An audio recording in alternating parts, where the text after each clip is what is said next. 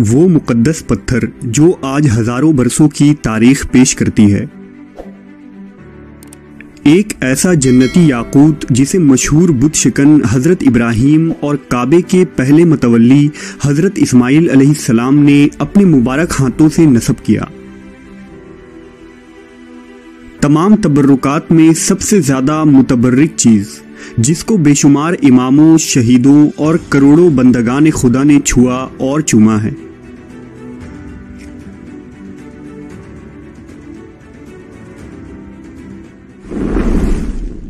हजर अस्वद अरबी ज़बान के दो अल्फाज का मजमुआ है। हजर अरबी में पत्थर को कहते हैं और असूद सयाह और काले रंग के लिए बोला जाता है। हजर अस्वद वो सयाह पत्थर है जो काबे के जुनूब मशरिकी दीवार में नस्ब है। इस वक्त ये 3 बड़े और मुख्तलिफ शक्लों के कई छोटे टुकड़ों पर मुश्तमिल है। ये टुकड़े अंदाजन 2.5 फीट कतर के दायरे में जुड़े हुए हैं, जिनके गिर्द चांदी का गोल चक्कर बना हुआ है। जो मुसलमान भी हज या उम्रा करने जाते हैं उनके लिए लाजिम है कि तवाफ करते हुए हर बार हजर अस्वद को बोसा दें।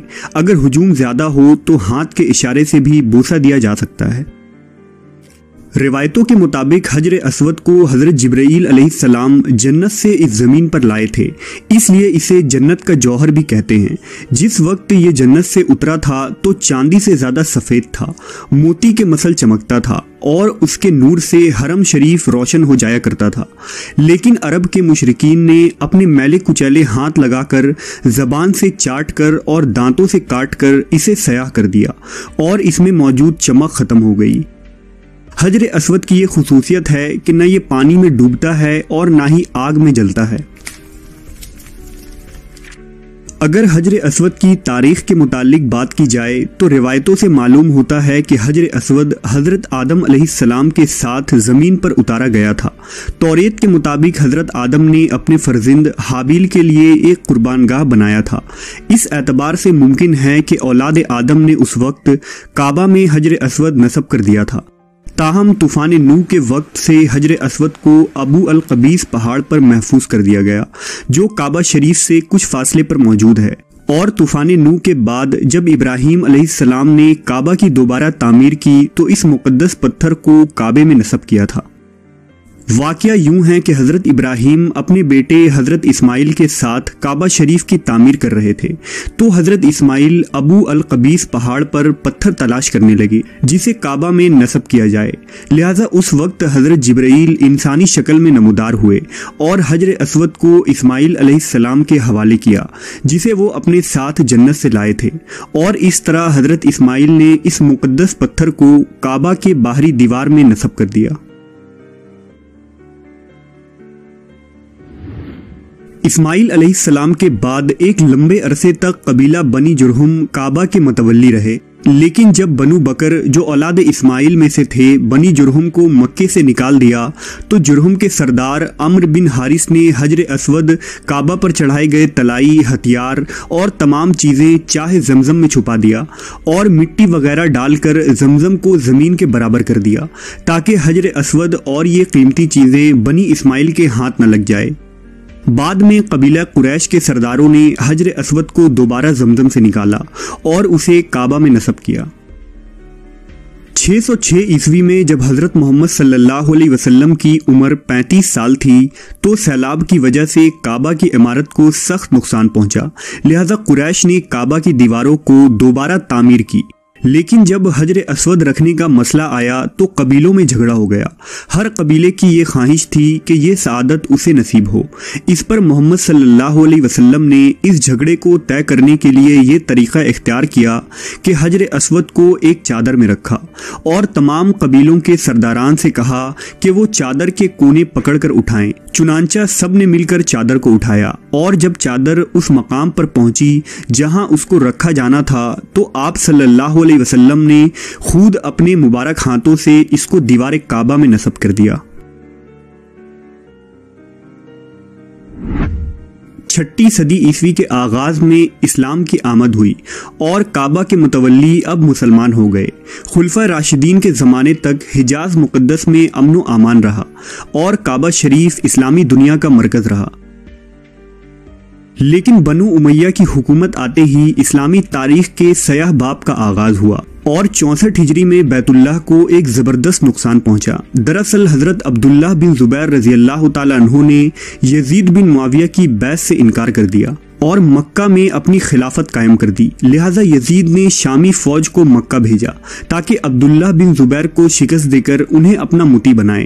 حضرت عبداللہ بن زبیر اور ان کے ساتھیوں نے یزیدی فوج کا ڈٹ کر مقابلہ کیا اور یزیدی فوج کو حرم شریف کے اندر داخل نہ ہونے دیا، لہٰذا ایک رات یزیدی کوہ ابو قبیس پر چڑھ گئے اور وہاں سے منجنیق کے ذریعہ پتھروں میں آگ لگا کر انہیں حرم شریف کی طرف پھینکا، جن سے غلاف کعبہ میں آگ لگ گئی اور کعبہ جل گیا۔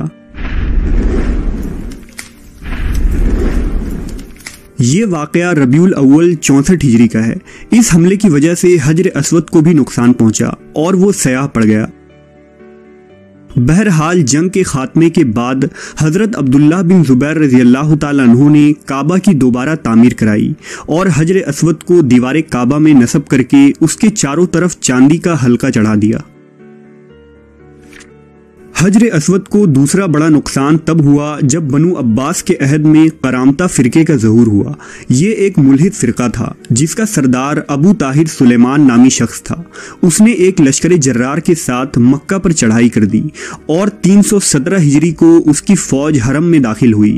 قرامتی فوج نے مکہ کے بے شمار مسلمانوں کا قتل عام کیا، ہزاروں حاجی مارے گئے۔ ابو طاہر نے کعبہ شریف کا دروازہ اکھاڑ ڈالا، حاجیوں کے مال و اسباب لوٹ لیے اور حجر اسود کو اکھاڑ کر اپنے ساتھ لے گیا، لہذا اگلے 22 سالوں تک حجر اسود کعبہ میں موجود نہ تھا اور حاجی صرف اس خالی جگہ پر ہاتھ رکھ کر بوسہ دیتے تھے جہاں سے حجر اسود کو اکھاڑا گیا تھا۔ 22 سالوں بعد فاطمی خلیفہ منصور بن القائم المہدی نے قرامتیوں کو 50,000 دینار دے کر حجر اسود کو واپس لیا اور اسے دوبارہ مکہ لایا گیا، لہذا 339 ہجری کو حجر اسود پھر اپنی جگہ واپس نصب کر دی گئی۔ دشمنوں اور بیرونی حملہ آوروں کے علاوہ قدرتی آفات سے بھی حجر اسود کو خاصا نقصان ہوا، لہٰذا سن 1039 ہجری میں مکہ میں موسلا دھار بارش ہوئی جس سے زبردست سیلاب آ گیا اور سیلاب کا پانی کعبہ کے اندر داخل ہو گیا۔ پانی کی سخت لہروں سے کعبہ کی 2 دیواریں گر گئیں اور حجر اسود نے بھی اپنی جگہ چھوڑ دی۔ یزیدی اور قرامتیوں کے حملوں سے حجر اسود پہلے ہی کمزور ہو چکا تھا، لہٰذا اس سیلاب کے دھاروں کی وجہ سے حجر اسود ٹکڑوں میں بکھر گئی۔ یہ وہ دور تھا جب اسلامی دنیا کی خلافت ترک عثمانیوں کے ہاتھوں میں تھی، لہٰذا جب اس تباہی کی خبر عثمانی سلطان مراد خان کو پہنچی تو انہوں نے فوراً مکہ کی طرف امداد روانہ کی اور کعبہ کی دوبارہ مرمت کروائی گئی۔ حجر اسود کو جو اب 13 ٹکڑوں میں علیحدہ ہو چکا تھا انہیں گلاب سے دھو کر ان کی جگہ جمایا گیا اور مسالے میں مشک و صنوبر ملا کر اسے بٹھا دیا گیا۔ اگر حجر اسود کے متعلق سائنٹیفک ریسرچ کے رو سے بات کی جائے تو عیسائی سیاحوں اور آرکیولوجسٹ کی رائے یہ ہے کہ حجر اسود کسی شہاب ثاقب یعنی میٹرائٹس کا ٹوٹا ہوا حصہ ہے۔ دراصل شہاب ثاقب خلا میں سفر کرنے والا پتھر کا وہ ضخیم ٹکڑا ہوتا ہے جو کبھی کبھار ہماری زمین کی طرف آ جاتا ہے اور اس کی تیز رفتاری کی وجہ سے زمین پر گرنے سے قبل ہی اس میں آگ لگ جاتی ہے، اس لیے دیکھنے والوں کو ایسا محسوس ہوتا ہے کہ آسمان پر کوئی تارا ٹوٹ رہا ہے۔ شہاب ثاقب ہزاروں سال سے ہماری اس زمین پر گرتے آئے ہیں، جس کا ذکر اسلامی روایتوں میں قوم لوط یعنی سدوم اور عمورہ پر گرنے والے عذاب کی شکل میں بیان کی جاتی ہے۔ یہ شہاب ثاقب نہایت ہی قیمتی مانا گیا ہے جو خالص لوہے سے بنا ہوتا ہے۔